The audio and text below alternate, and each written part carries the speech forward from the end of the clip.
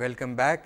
We continue our conversation about Karachi, and I think there's been a slight reversal of roles because Anwar Murad Saab tells me that he wants to ask me a couple of questions, right? That's so right. Please go ahead, shoot, as they say. How did you set about writing this book? Now that really calls for a difficult question. I was basically interested in the sense that, as Yasmin was saying, that Karachi does not often get talked about in historical terms, and I wanted to go back and look at how people have described Karachi.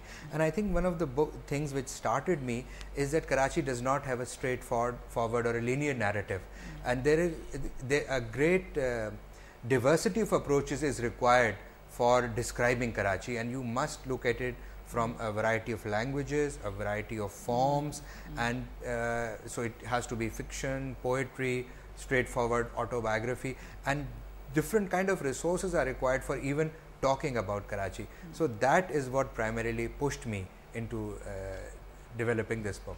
You must have exhumed a lot of manuscripts and dog-eared articles from forgotten trunks and attics and all the rest of it.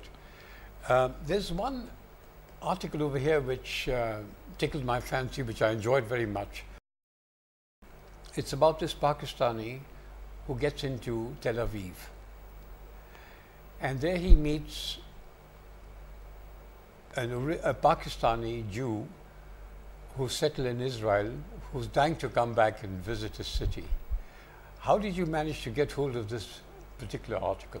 This is a short story which was written in Urdu by Dr. Sher Shah Sayyed, who's a well-known gynecologist, but he's also a fiction writer, and he wanted to focus on the Karachi's Jews and their heritage and their sense of belonging to the city which is disappearing, and he imagined himself in Tel Aviv and trying to recall and some of the Jews in Karachi, and he was saying that there is a website which is devoted to people who migrated from there, and somehow or the other this is a fascinating story.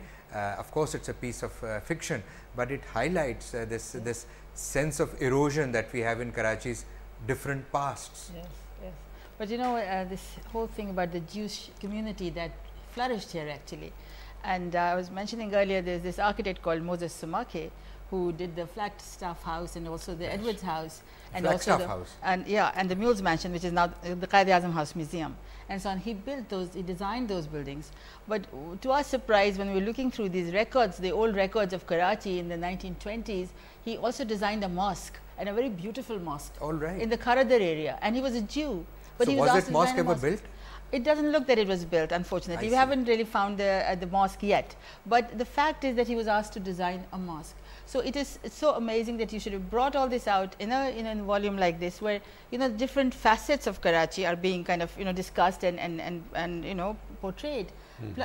Particularly the writings of authors, writers like Faisab, the poets like Faisab, and so on, which I did not know actually.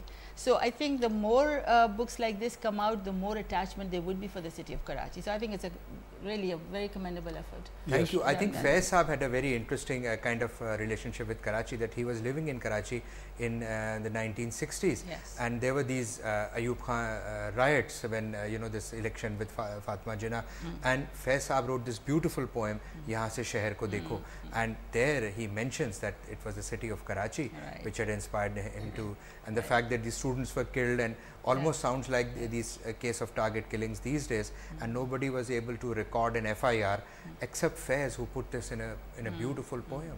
I think the title has come from Faiz's. Yes, Yahan se Sheher ko Dekho. That's very true. That's very true. Good, yes. I have one comment, however, about this book, and that is, you haven't really picked up any of the writings of many of the people who used to write about Karachi in the newspapers regularly. Umar Qureshi, for example, he's written a lot about Karachi, and Kaleem Umar.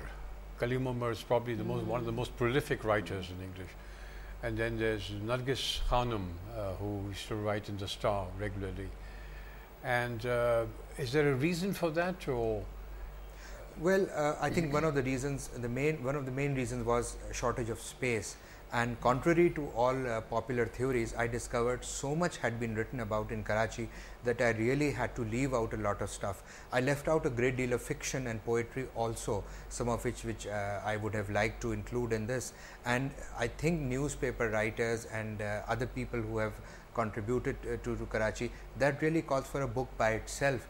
And I hope that this work will continue, that this book is not the kind of end of writing about Karachi, but it should trigger off more discussions about Karachi and even more anthologies about Karachi's past. Because I noticed my co-editor Hamida Khuro has written quite a lot about Karachi, but I didn't see anything by her.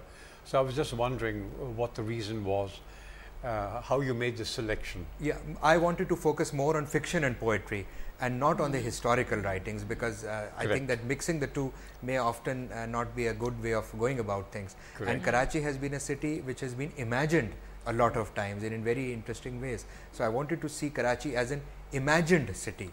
Yes.